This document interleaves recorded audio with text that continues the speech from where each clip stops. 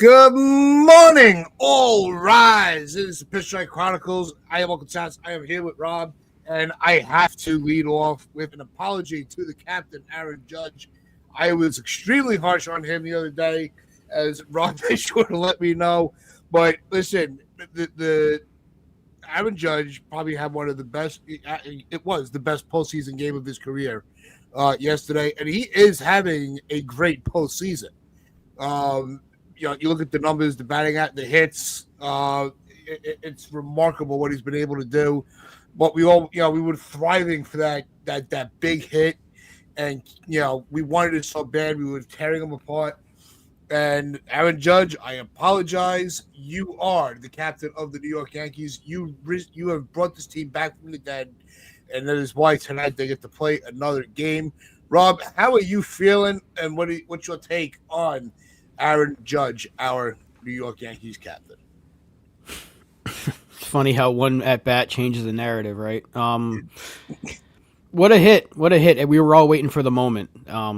That's really what it came down to, the moment. I was thinking about it. Like, would I trade all of his hits this postseason for him to come through in that game one situation? I probably would. I'd much rather him have the moment over the overall stats. But it could mean absolutely nothing if they don't win tonight. So while I'm very, very happy with what he did yesterday, I'm very happy that they won yesterday. There was a lot of issues that were going on in the first couple of innings of that game. Let's not forget that it was 6-1, and thankfully they came back, and Judge was a big part of it. But it was a huge hit. It was a huge moment. He finally had that big moment we've been waiting for, but I'm not celebrating anything. There's a lot of work to be done. They're still down. They still have to win tonight, and they still got to somehow go into, if they win tonight, go to Toronto and win Game 5. So enjoy it. Like Aaron Boone said after the game, enjoy it for about 10 minutes and prepare for this game tonight, because if they don't win tonight, it really doesn't mean much. I know it's great for him to have that moment, and if not for him, they would have lost that game, but it's kind of in the rear view now. I'm happy for him, thrilled for him. That's my favorite player on the team, but at this point, it doesn't matter. They have to win tonight. So we'll see what he does tonight, because a lot of it can be erased. But yeah, big moment for him. It uplifted the crowd, uplifted the team. So we'll see if they can ride that momentum, get the brooms out. Well, that doesn't make any sense because they're down in the series. So yeah, let's just see if they can do it tonight, because it all, again, as big as of a moment as it was, and it was a big moment, they need to win tonight, or else it doesn't really mean much of anything. Yeah, Donald, I open the show with an apology to Judge for maybe being a little too harsh on him, because he was contributing to the team. We were just waiting. We wanted that big hit so bad that we weren't getting. And what was your takeaway from yesterday? Finally at his moment. Finally at his postseason moment. His defining postseason game, and he certainly did. I mean, that was a hell of a game from Aaron Judge. Like, he did everything. That's what I was asking for.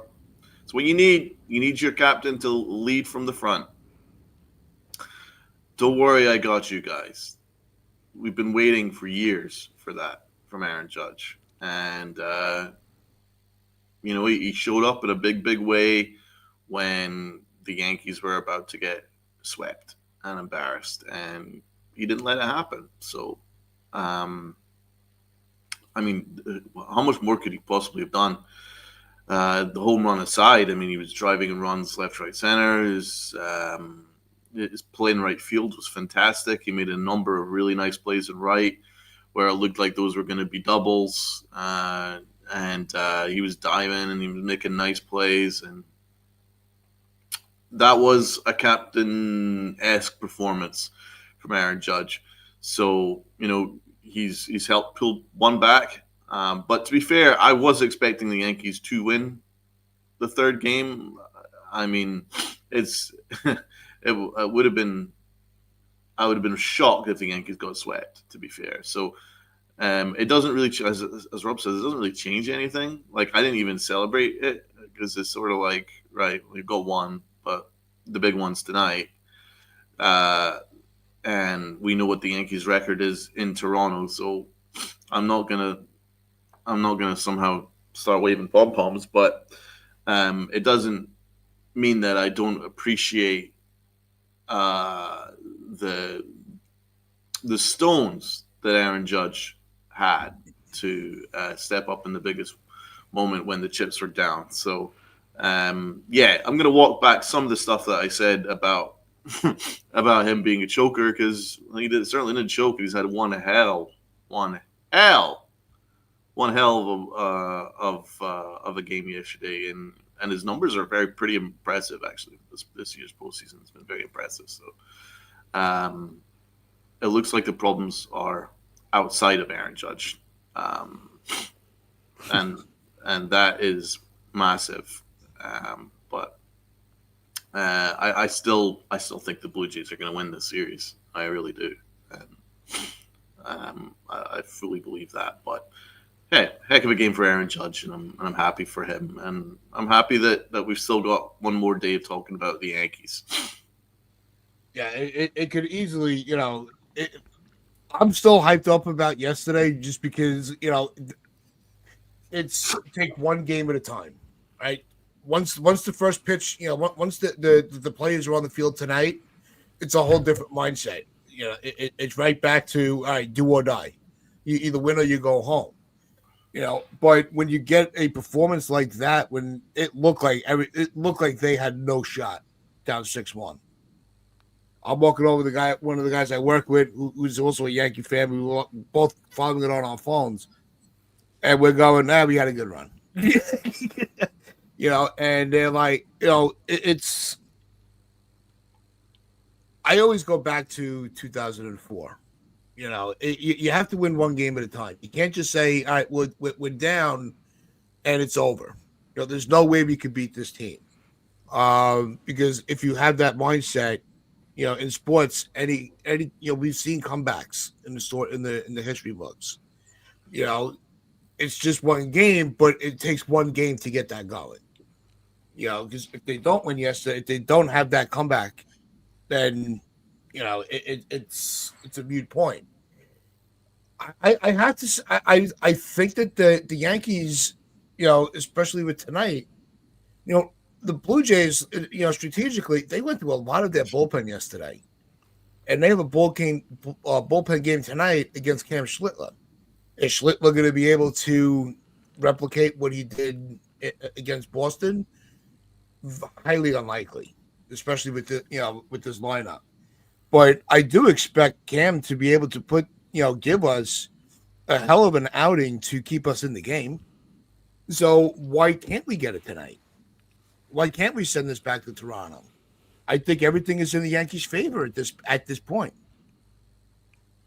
Well, I think they absolutely can, but Luca brought up a great point earlier how it felt kind of like Game 4 of the World Series from last year. Remember, they came back, it was 3-1, and they were ahead in Game 5, and we all know how that ended. The Dodgers were going with the bullpen game in, I think it was Game 4.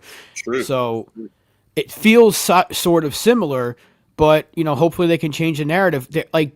Again, I'm thrilled for Aaron Judge, right? It's hard not to be. He's been fantastic. A couple of moments aside where he's had the error in Game 2 and the mess up in Game 1 with the bases loaded, you can't excuse him for that.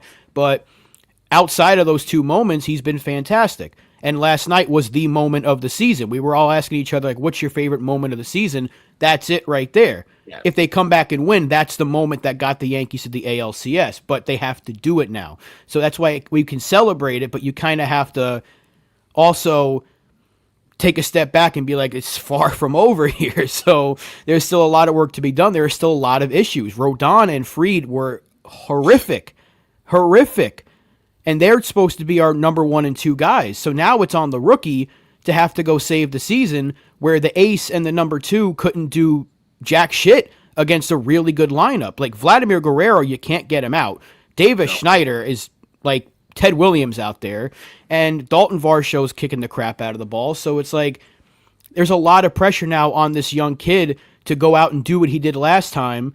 And I hope he's able to answer the call. I don't expect him to be as good as he was, but if he is, that'd be fantastic. We're going to go back to Toronto if he is, but there's still a lot of pressure on him. There's a lot of pressure on a lot of these other guys because up until that home run, you had Jazz literally falling asleep over at second base. Like, again, Rodon was terrible. Bellinger couldn't make a slide. I know it was a difficult play, but that's a play he's made a lot this year. There was so much going wrong with the way the Yankees were playing, and you're like, dude, they're really going to go out like this. And then Stanton knocked in a run on the first, and then Judge knocked in another run, and then he had the big home run. You're like, okay, and that seemed to wake them up. But can they carry that momentum? How many times have we said that? Can they carry the momentum into the next day? And they haven't been able to do it. So it's important for us as much as it is important for them to be like, it doesn't matter anymore. We have to go and do it tonight. Because if they lose tonight, everything that happened yesterday, again, doesn't matter. As great as it was, it's just a moment in a forgotten season. And I don't want to sound like I'm too down, but we are still down in this series, and we've been outplayed for pretty much every inning except for like 4 or 5 in this entire series. Let's not forget they outscored us 23-8 in the first 2 games, and it looked like it was about to be 30-8 with the way yesterday was going. So a lot of work to be done, but it's important to ride the momentum, and they have to do that.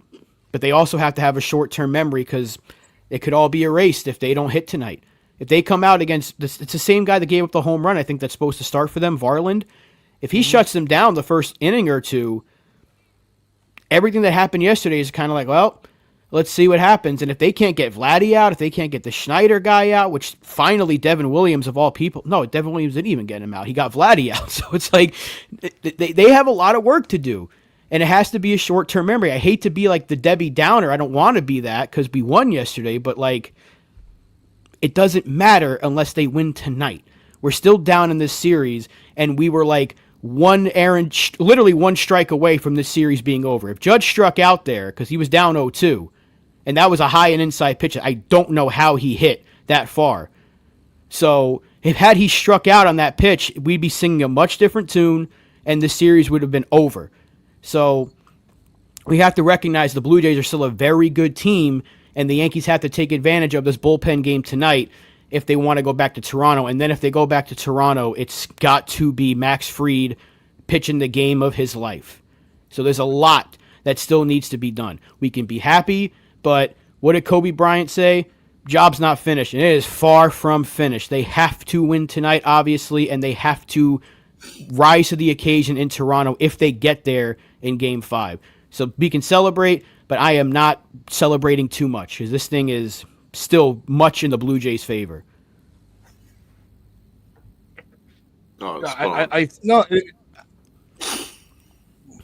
yep.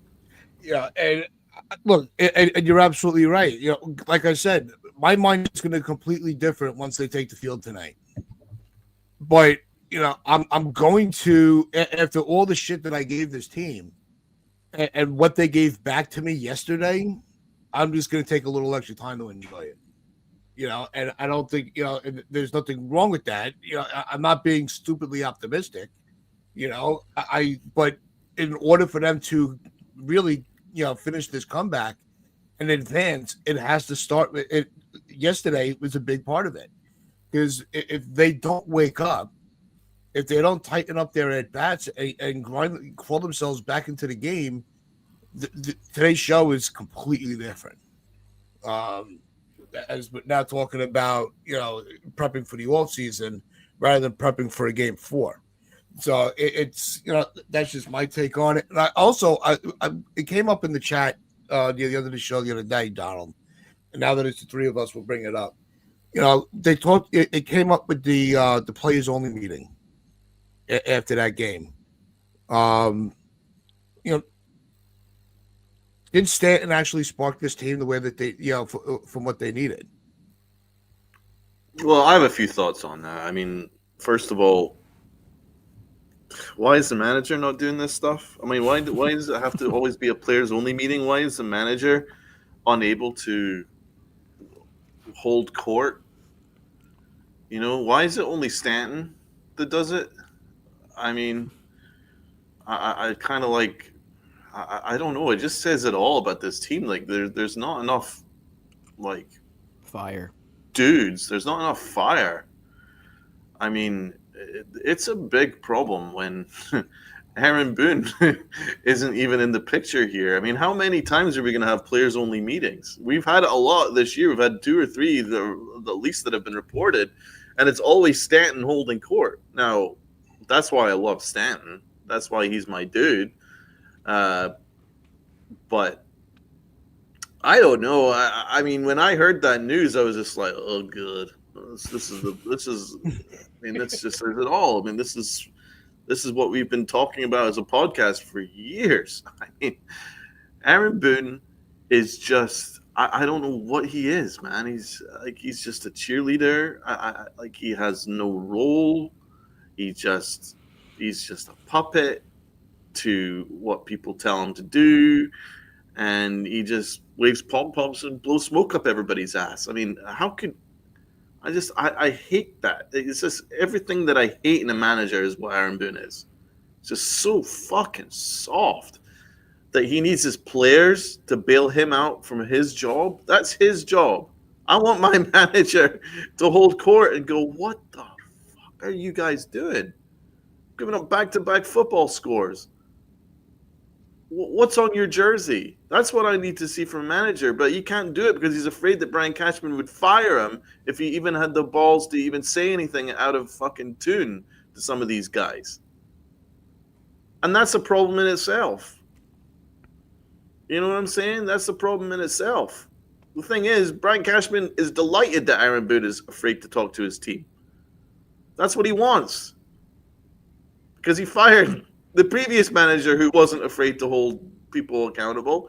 So now Aaron Boone's just doing what the front office wants him to do, which is a problem in itself. So, I mean, we'll have all off season to talk about that. But yeah, in regards to the players only meeting, it shows like where the leadership is. Really, it's Stanton, Judge, and then nobody.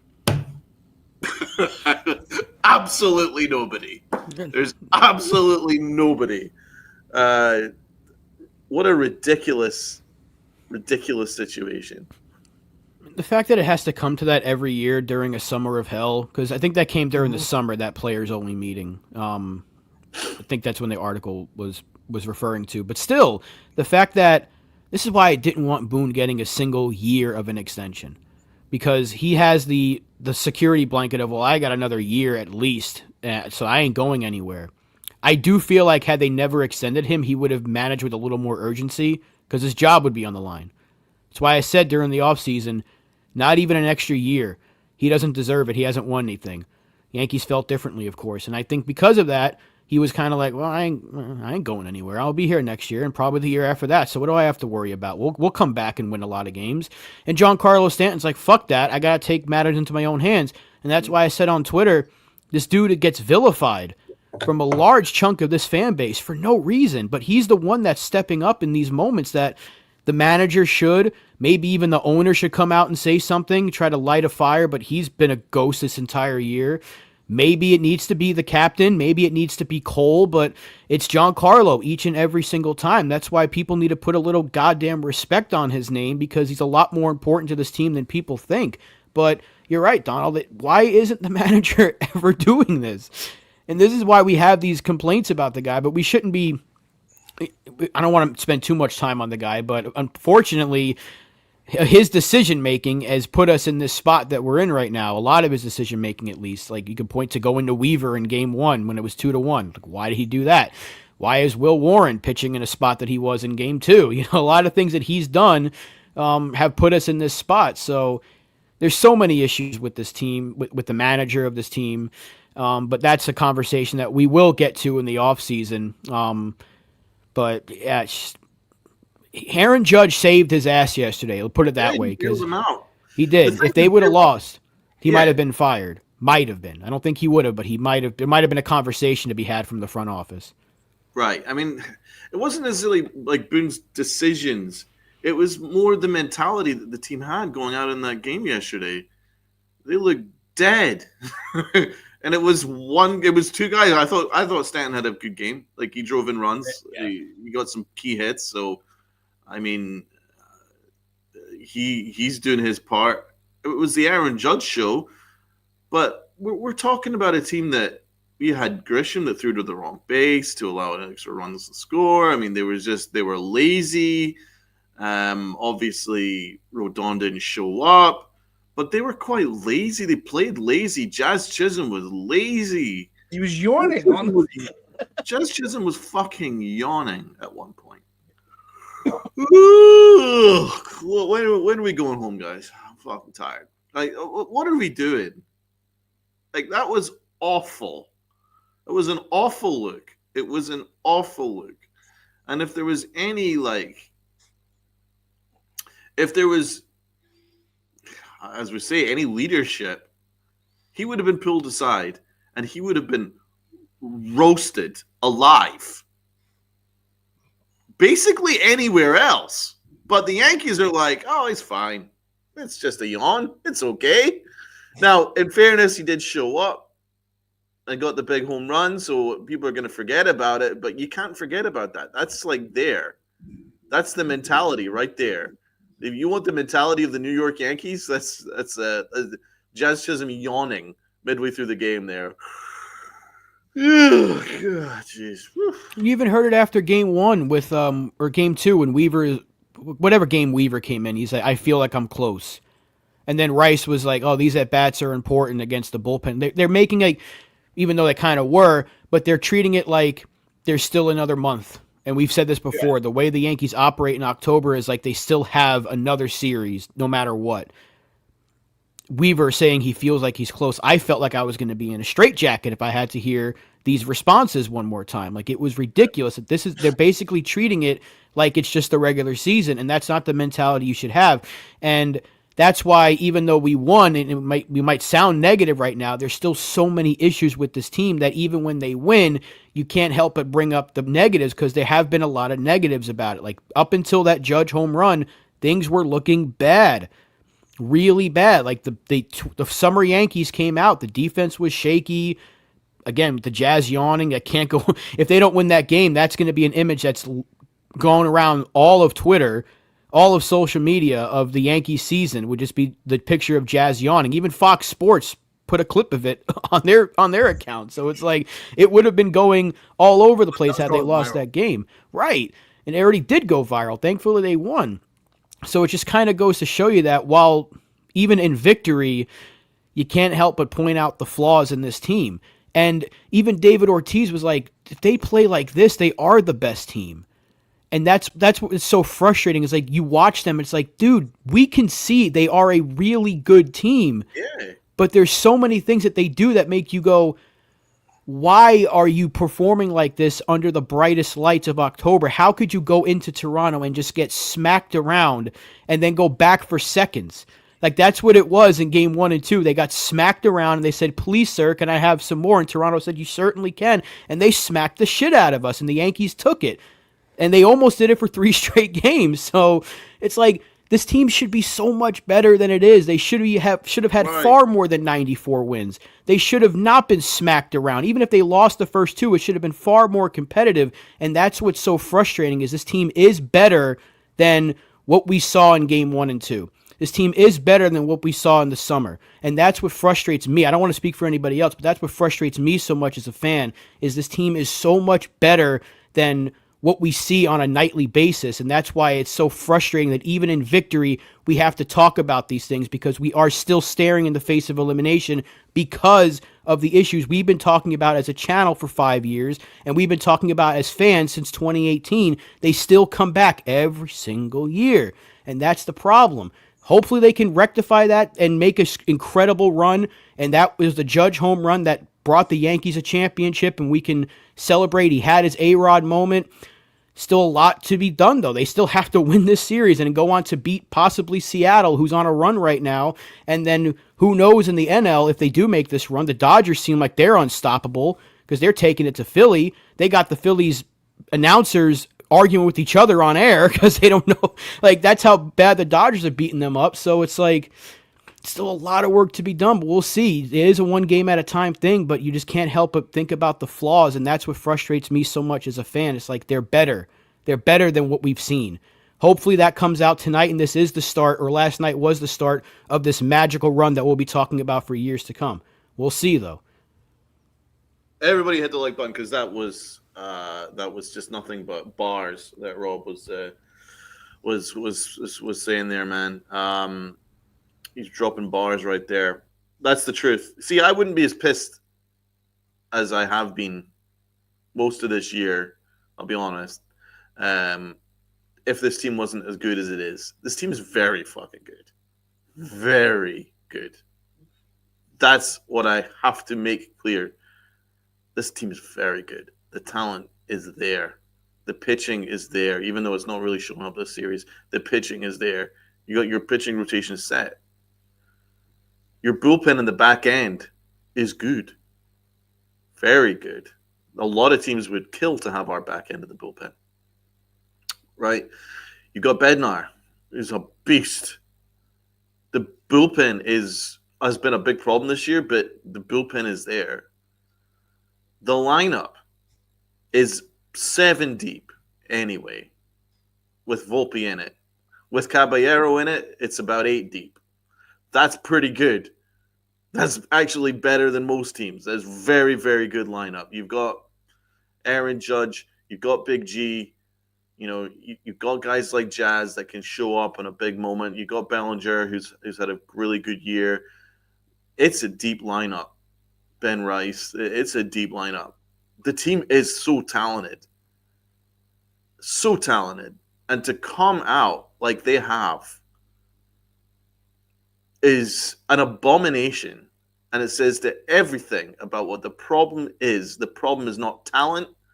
There's not much more talent you could put on this field wearing a Yankee jersey. The problem is up at the top. The problem is the mentality. They're just far too relaxed. And it comes from Boone. It comes from up above them. Absolutely. That's why I'm pissed. Because if you just had a team that played to their capabilities, which the Yankees did from like the 5th inning onwards, there's very few teams that could beat them. Very few.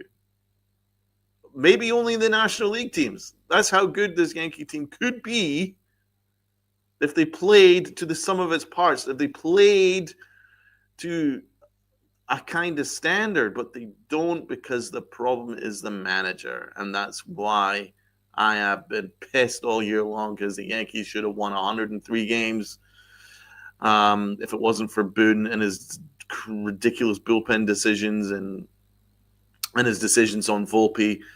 I mean, these things come back to bite you, because, to be fair, the Yankees should have home field advantage this series. It's the Yankees that should have won the division. The Yankees should be holding home field, and that's why I don't believe the Yankees will win this series, because they have put themselves in this spot.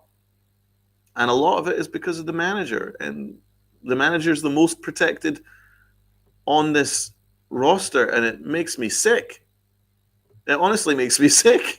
It makes me sick that he's the most protected, even though he's done the least. He's done the absolute least. Really frustrates me. But that's why Rob is spot on, man. It's like, this team is talented. This team is incredibly talented. This team should go to an ALCS at minimum. It's World Series caliber, but they have a problem where they shoot themselves in the foot. And it's really annoying. But even though we've been focusing really heavily on the Yankees and stuff like that, I'm not taking anything away from the Blue Jays. Their lineup is monstrous. Yeah. And I think Schneider's a good dude. And I love Vlad. And that's a monster. And their team is fabulous. They don't have great pitching, though. We should be able to really hit some of their pitching. So a bullpen game should be playing into the Yankees' hands, to be fair, because the Blue Jays bullpen hasn't really done anything for me. So, and the bullpen's been used a lot. Yes, and it's been overused, which is good for us. But I think the Blue Jays have been fantastic, and I think that they're the class of the American League. But it's annoying because the Yankees should be better than they are, and it comes from up top. Yeah, and Healing Men's Hearts is throwing out Ernie Clement's name. We thought we were given a blessing when when they didn't have Bichette, but oh my God, did Clement really rise to the occasion? That kid could hit. But yeah, whole team can hit. Yeah. I couldn't believe that there were so many people out there that are like, I don't want Vladdy. Like, if he would have hit free agency and they're like, oh, I wouldn't sign Vladdy. And I was like, do you not watch this guy play? Like, it'd be in our chat. I don't want to name the person, but he was constantly arguing with me about Vladdy. And he's fat and slow. And I was like, dude, if that's what fat and slow gives you, give me 9 fat and slow players because that dude's an absolute monster. He kicks our ass every time we play him. No matter what the situation is, he rises to the occasion against the Yankees. That's a guy you want on your team. As much as I hate the Blue Jays because they're our rivals and that's who we're playing right now, I love that dude. Like, I love watching him play. Yeah, me too. I have the same respect for him as I had for Ortiz, even though he kicked our ass. It's like, you can't help but be like, dude, that's just a baseball player, even though Ortiz had a little extra motivation with the syringe and all that, but he still whooped our ass every single time we played him. Vladdy's a monster, and if Schlittler finds a way to keep him at bay, we have a really good chance to win tonight. But if Vladdy puts up another first-inning home run like he's done, I think, every game so far, it's been at least 2 out of the 3 he's hit a home run in the first, then good luck, even against their bullpen. So that's the key, is keeping him at bay and hopefully Schneider as well. But as we've already said, that lineup is deep. Varsho's coming through. And this is without Bo Bichette. Can you imagine if they had him, how much different this series would probably would have been a sweep. So they got to get the big guys out. But Vladdy is unbelievable. And yeah, you're right.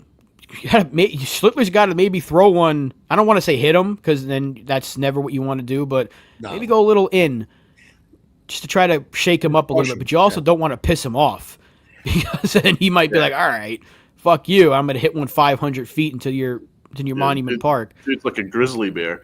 You don't want to piss him off. But the truth is, Jean-Jacques got a point here, but that kind of goes back to what I was saying about the mentality. I mean, Aaron Boone's mentality and his lack of preparation. Yeah, that's right. I said it. His lack of preparation. What was the Yankees' plan to get Vladimir Guerrero out of the series? There was none. There is none. They keep pitching to him. And right in his wheelhouse, too. So Jean-Jacques got a point. Why are they so comfortable just like having him own the plate? Get him off the plate. Throw a little high, like little Roger Clemens. Little Roger Clemens. You can actually get the plate to yourself if you move him off it. High cheese. Make Vlad go back a little bit. Oh, shit. Then you can start working inside. That's a real pitcher right there. What's that? God. What were you going to say? I was going to say, or just put him on base. Right. You could walk him. You could walk him in 4 pitches. You give him the judge treatment. The judge treatment. Exactly. Or you could do like an unofficial kind of walk where you're not really throwing anything in the strike zone. If he chases, great. If he doesn't, no problem. At least you're going on walk. Yeah. But that's what the Yankees do, though. I mean, they did that last series with Bregman. They just kept pitching to Bregman. What do they do every time they face the Red Sox when they had Devers? Like, hey, Devers, do you want a home run? Boom. Okay, cool. Do you want another one? Boom. Okay, cool. Do you want another one? Boom. Okay, cool. Otani, do you want a home run? Okay, boom. Yeah. Freeman, do you want a home run? Boom. Like, honestly, everybody gets a free cookie when they. Every time they face a star, they're like, hey, do you want a free home run? Like, they don't have a plan. Whereas every other team has a plan for us, right? Stanton, okay. Well, I'm afraid of Stanton, so let's pitch sliders low and away and see if he chases. Aaron Judge, let's see if he expands his zone. I'm afraid of Aaron Judge. In fact, just walk him. That's what they have a plan for us, but we don't have a plan for them. They walked him last night after he hit the home run. You punished us enough. Here's your base. Exactly. They have a plan for us, but we don't have a plan for them. Yep. That's why the problem is not the talent on the team. The problem is the manager and the front office. Yeah, that's true. But also Celia here Really good point. Like, it's a mentality thing, but you also can't really pin it on Boone that the two starters shat the bed. You know, that's not all Aaron Boone's fault. You can certainly put it on the preparation thing, but Fried and Rodon, like, combined, they're making more than a couple of teams. So, like, they have to go out there and keep you in a ball game, and they didn't do it. I know a lot of people are going to point to Judge's error, like, oh, Fried would have been. No, he still gave up 7 earned runs in that game, like, and Rodon was not much better. So those two have to be better. So I can't make this. Let me make this simple. It's not all on Aaron Boone, but I think Donald said it after the Game 2 loss on the Yankified show. What's the common denominator in everything that's been wrong with this team since 2018? It's the dope in the dugout. So it's like that's what it comes down to. So yeah, a lot of these issues, it's not just a one person blame game, because that's a lot of it was being blamed on Judge for games 1 and 2. But it's like, dude, Stanton wasn't showing up, Bellinger, Jazz, Rice, Fried, now Rodon, Weaver. A lot of these guys that are supposed to show up did not show up. So I wasn't going to sit here and blame one person. But luckily last night put us back in the series, and now we have a whole potentially brand new series if they can win this thing tonight. You got to take it one game at a time. But it's a bit scary because Doran, great point, Grisham, up until yesterday, was a ghost. And, you know, there's really no lineup changes. Like, are we going to see Volpe out? Because playoff Volpe's not a thing anymore. That was one series. And so I think Caballero has to start tonight, but we know that Aaron Boone is probably going to roll back with the exact same lineup. Like, well, they scored a bunch of runs in game 2 and then last night. But and where's Goldschmidt? He should be starting. I know as good as Rice has been, at times at least, he's only had like 2 really big hits. But Goldschmidt's hitting every time he's up. Maybe you start Goldschmidt tonight. He has a playoff mentality. I mean, he's a Hall of Famer. I don't know why he's being sidelined. And it kind of hurts us defensively because he's an excellent first baseman. Ben Rice is not a good first baseman. He's a mediocre one. I mean, they had a plan that, you know, they're going to share a little bit of time at catcher with Austin Wells and Ben Rice, and it was working. And now they've abandoned it, and they've just made Ben Rice the full-time first baseman, and I disagree with it. I don't understand why Goldschmidt is being sidelined. Goldschmidt is a good player. I know his splits aren't maybe what the analytic folk want right now, but let's be fair. He's someone that you could trust, that you should trust. Do you know what I'm saying? Like, he's a veteran that's been there, done that. He's experienced. He knows these big occasions. I would be trusting Goldschmidt, but they don't, and they keep using this nonsense like, oh, we can't wait for him to be a killer, dude. He's on the bench. How's he gonna be your fucking killer? You know what I'm saying? Oh, well, he's gonna wreak havoc in a game in the 7th inning or whatever. The game's. That's not how it works. Most of the time, that's not like how it works, man. Like, impact sub is not really a baseball thing. That happens in the NBA. But you know what I mean? Impact sub is not really like he should be starting. Give him a start. Put Ben Rice at catcher if you need that bat in there. Yeah, they're treating him like Ray Allen on the 2011 Heat, like guy that's to come off the bench and just snipe a few threes and then put you back in the game. That's not Goldschmidt how it works. Jason, right? And that's another one. Where's Jason? Poor Jason, man.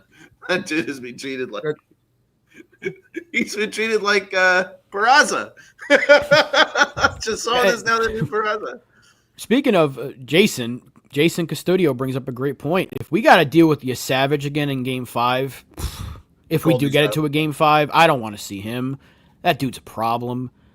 The guy, I just give him a shout because I wasn't here the other day. That dude is a fucking problem. What was that, like his 4th start of the season? Yep. And he just shut him down completely. That dude's going to be a problem for years to come. 11 strikeouts in like 4 innings. That's unheard of. So, yeah, if we got to deal with him if we get it to a Game 5, yikes. That's all I got to say, yikes. But hopefully it doesn't come to that, and we can, if we deal with somebody else, we can get to him and avoid him at all costs. But that dude's a problem. I want to give him his props because the same way we were talking about Schlittler for his performance against Boston, what Savage did the other day was That's something that you're going to talk about for a long time. That was fantastic pitching. That's crazy. He started the season Double A.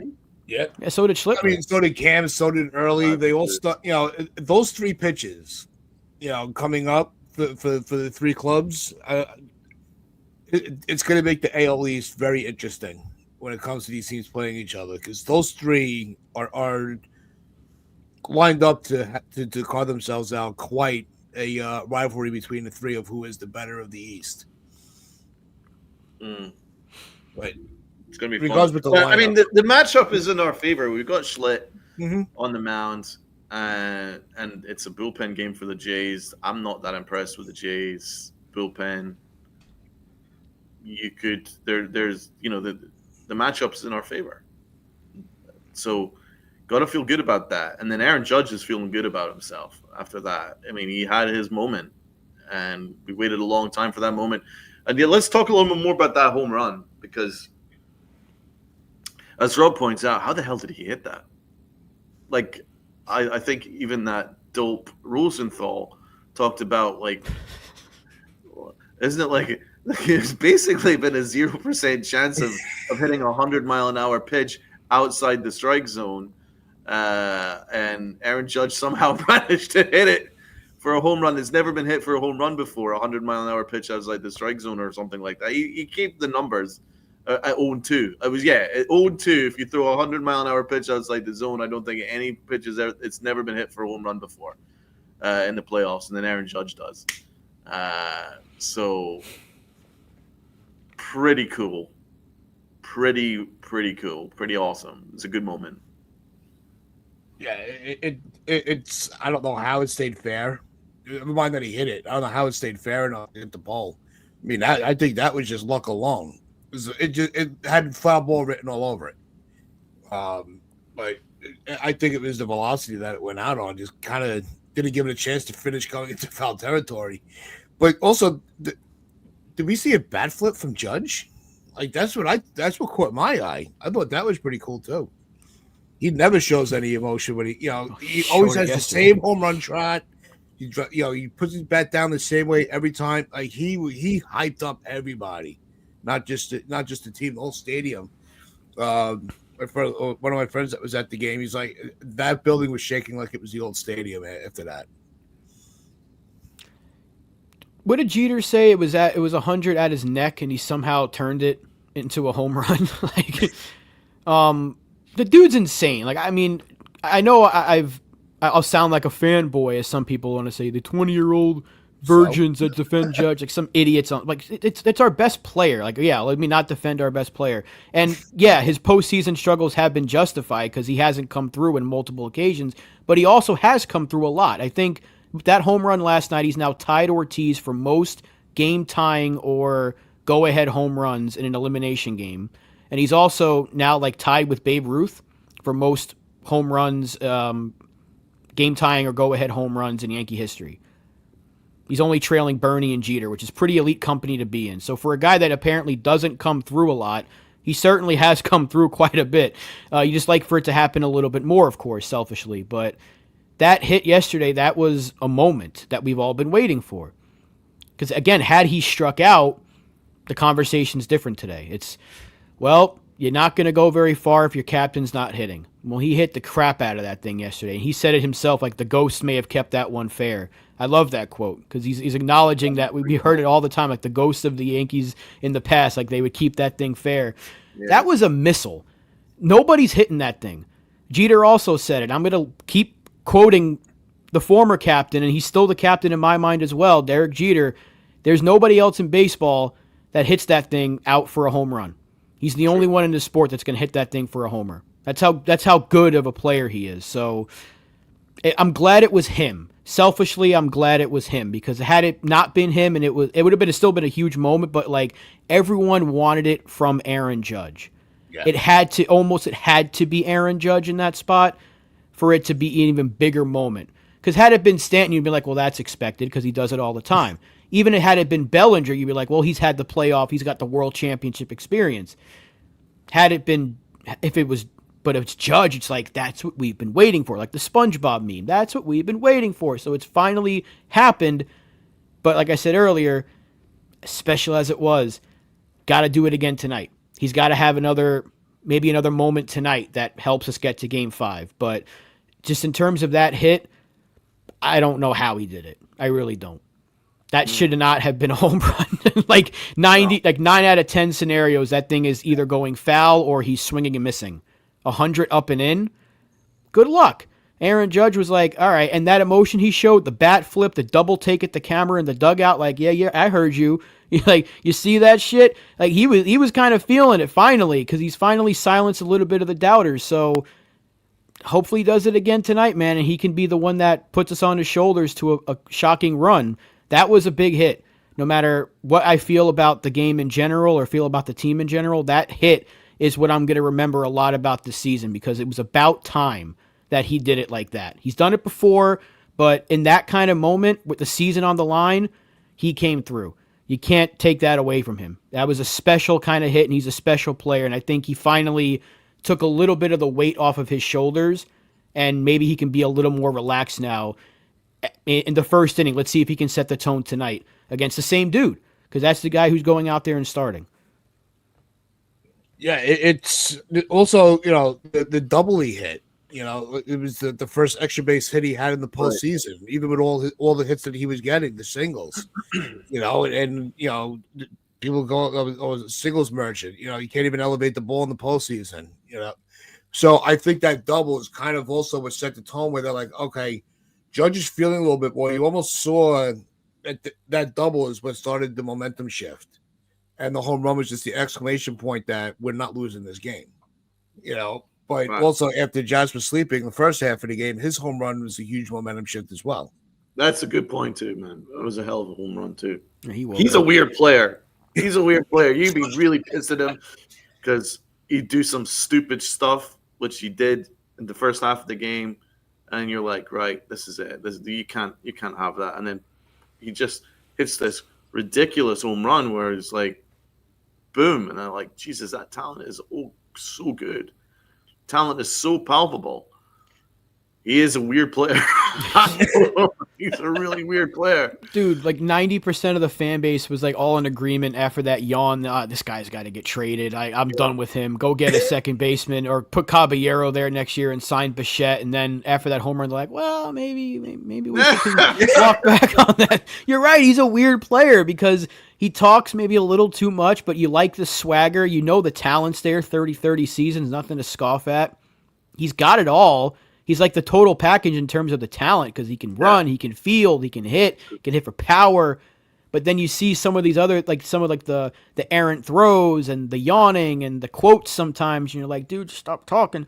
But he is a weird player. He's an enigma in a sense. So, I mean, I'm glad he's doing it in the big spot because he's had a couple of big postseason hits for us at times when he struggled, but then he comes up with a big hit. Like last year, Game 5 of the World Series, he followed up Judge as well with the home run. You kind of got the sense like, holy shit, they're going to come back in this thing.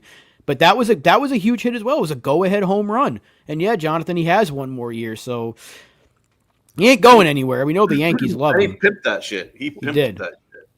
Yeah, I don't. The problem isn't talent, man. This talent's unbelievable. All-star talent. Problem is between his ears. Well, that's why I have mixed feelings. Locked in. He needs to remain locked in for all 9 innings. He just doesn't do it. He turns it on for a couple of innings, but like you need him locked in all 9 innings and be really locked in.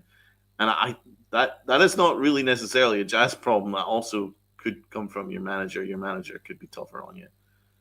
If you got a manager that's just like you have to be focused all 9 innings. Could you imagine what Jazz is capable of? I'll leave you with that. Yep. Uncle Tad. No, I have mixed feelings with Jazz. If you're gonna run your mouth, you better back it up. And if you're backing up all the trash talk, I got your back too. But you better be able to, put your money where your mouth is. Put your talent where your mouth is. That's all I ask from Jazz. You can't, I ripped him early in the season because he keeps talking all this stuff, but he wasn't producing. And he started producing, he had a little more of the swag and, the fun interviews and whatnot. So I'm like, all right, look, if this is how you're going to play, you can say whatever the hell you want. We always talk about this team not having a personality. Well, there it is. But Jazz is one of those. If he's not backing it up, he can't talk. Like, I don't want to hear it. But he's that. I mean, he's such a weird, but he is a weird player, and he gets in his head a lot. Yeah, but he really does. But to Rob, like what Rob said, it's still a 30-30 season. It's nothing to really complain about. That's a great year for him. He's a great player. He's a really good player. It's just like sometimes you wish that he wouldn't say certain things because then it kind of puts a target on you. Like, we're the best team in the league, and then it's like, well, you're kind of on the brink of elimination right now. So there are certain times where like you like to hear the swag, but other times you just kind of be like, dude, be a little more humble. I'm not saying you can't show that arrogance, so to speak, or show that confidence. I love the confidence. I love the player. I don't want Jazz going anywhere. Don't get me wrong. But there are times where you're like, was it in Back to the Future? Your mouth is writing checks, your ass can't cash, or something like that. Like, sometimes you gotta tone it down a little, just a tad. I'm okay with the swagger because I like that kind of player, because I loved it when we had Swisher and he was kind of bringing a different energy to the clubhouse. You want that. But sometimes you also reel it back a little bit, be a little more humble, know you got to take it one game at a time, because it's easy to say you're great, but you got to go out there and prove you're great. I know he's great. We know he's a great player, but we've seen a lot of times throughout this postseason and last year where he hasn't come through in big spots. He's had a couple, like I said, last night in the World Series, he had a couple of big moments, but sometimes you just got to be a little more humble in these spots, because you are still staring at elimination tonight. As great as last night was, you're still staring at elimination tonight. But he is a weird player. And Jason, I don't know. Apparently he mercy ruled somebody in after the Red Sox game. Well, you must be really good at MLB The Show. My dude Rob's even dropping Limp Bizkit lines. That was from Limp Bizkit as well. Was that from Back to the Future? I only knew it from a Limp Bizkit. Yeah, I swear it was Back to the Future Part 2 had that. Yeah. Okay. I know it from Back to the Future. I don't listen to Limp Bizkit. I knew it from Bizkit. I know one Limp Bizkit song. That's because of The Undertaker. That's the only reason. I'm a wrestling fan. That's the only reason I know Limp Bizkit music. I don't listen to them. That's from when Biff is in like he's the business mogul. And he's up in his loft. Oh, right. Okay. Yeah.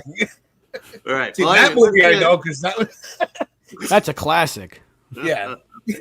But let's talk about the bullpen, man. Exactly. Let's close it out with the bullpen. We wouldn't have outstanding. We wouldn't have a ball game here if we didn't talk about this bullpen. Bullpen saved the Yankees season. The much maligned bullpen saved the Yankees season. Tim Hill came in, saved the Yankees season with a huge strikeout, and then you just run right through it. Let's talk about Devin Williams again. Cruz.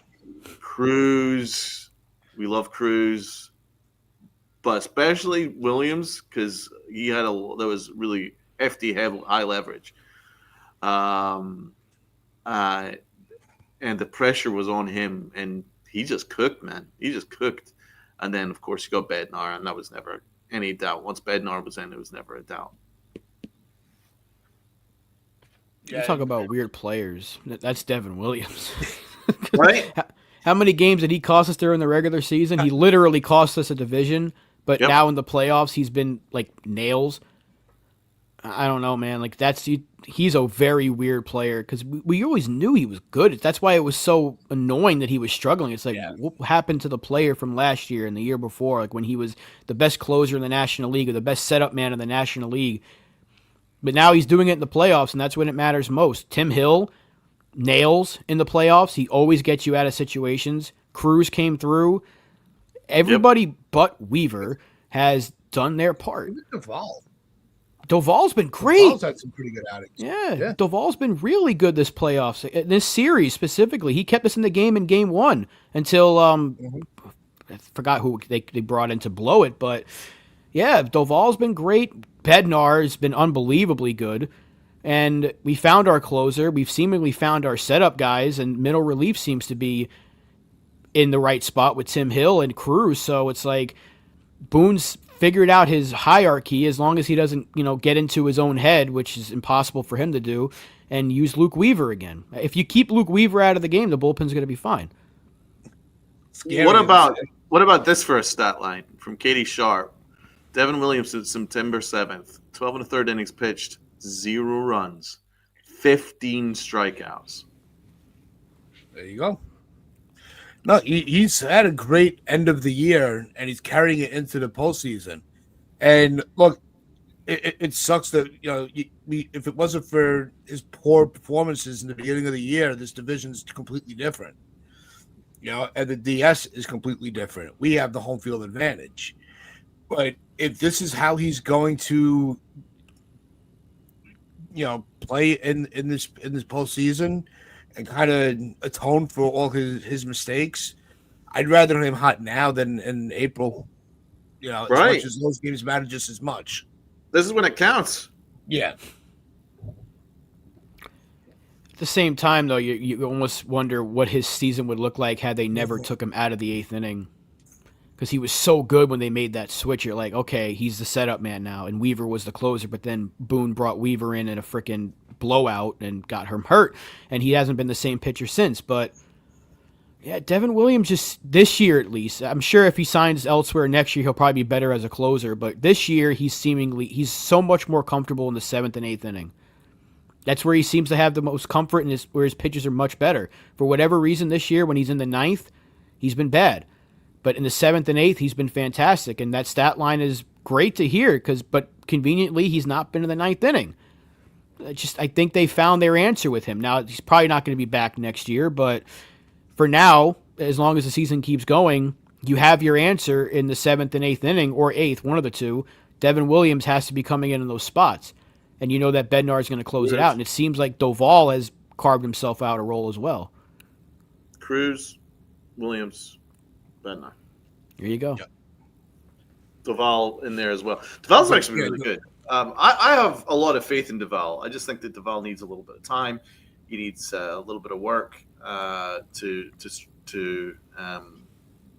better locate his pitches. But he's starting to do that now, and I think he will be our 8th inning guy next year. We just need a little bit of fine tuning with him. But I'm excited about him. The bullpen's good. The talent is there.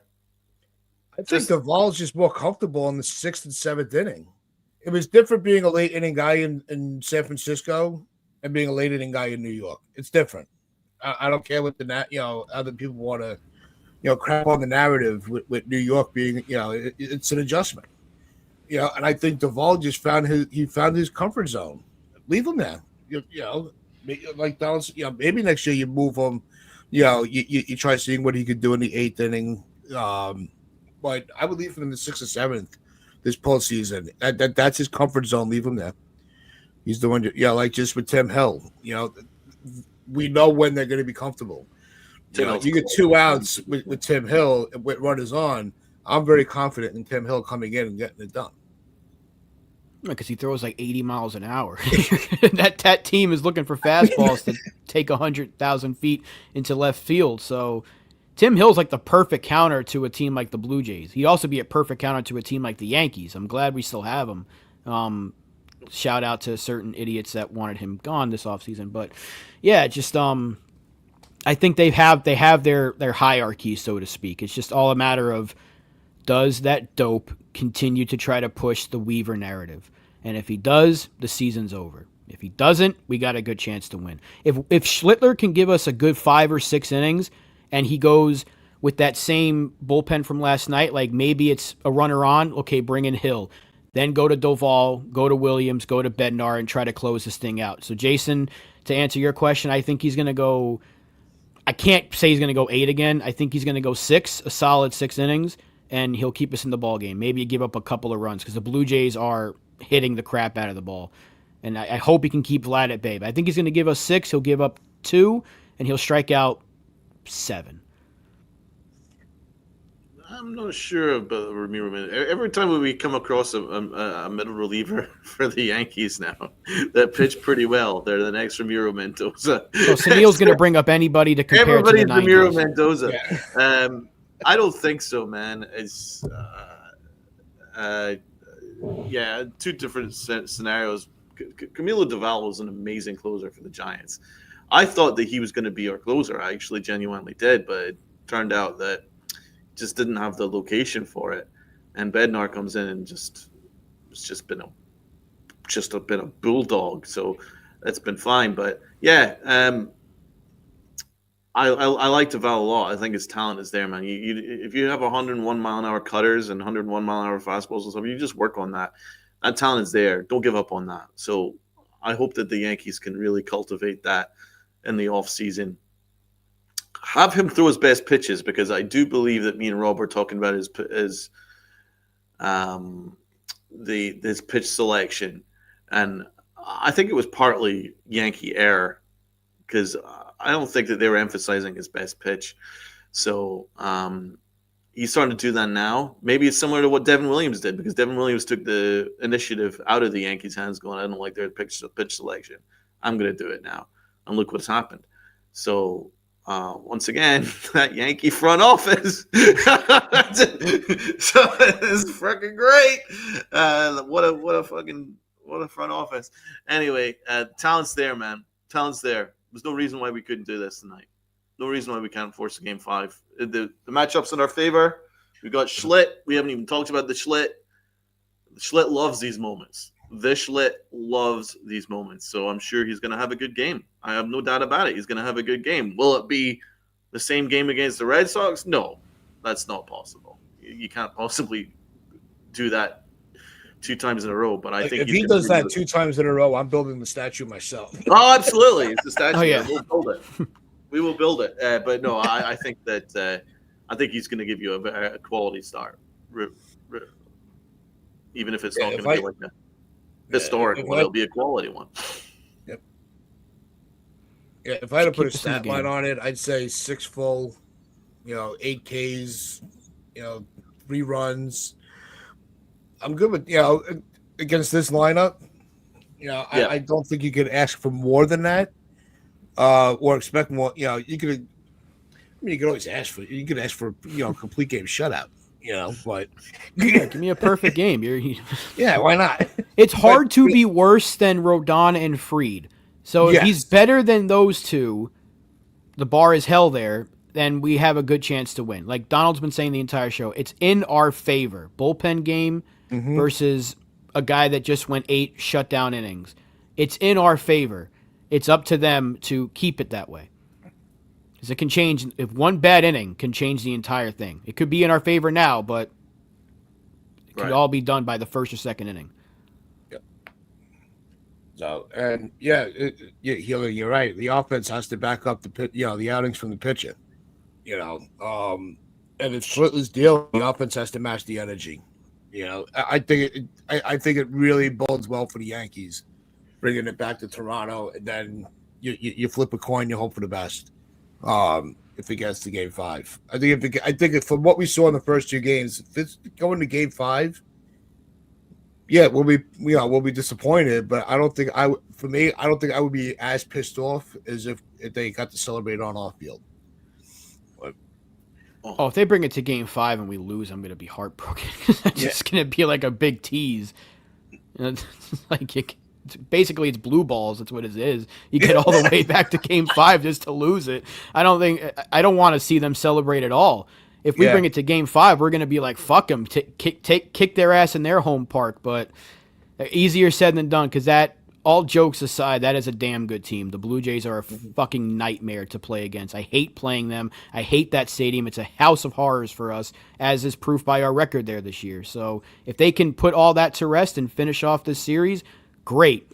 I would love to not have to deal with them till next year, but much easier said than done. That's a damn good team in Toronto. They got a good manager, they got good pitching, and they got a hell of a lineup. And they come to play every single day of the week, and they're led by a freaking fantastic player that for some reason gets disrespected by this fan base in Vladdy. So easier said than done, but let's see what they can do tonight. with that, hope everybody does enjoy the game tonight. And let's keep our fingers crossed for that win. I have a lot of confidence with Schlitt on the mound. So with that, hope everybody does enjoy also the rest of their day. With that, so make sure you hit that like button, hit that sub button, share this out, your friends, your family. The Strangers on the Corner. So this is the Pinstripe Chronicles. I'm Uncle Taz with Rob and Donald. Wear those pinstripes of pride and play hard.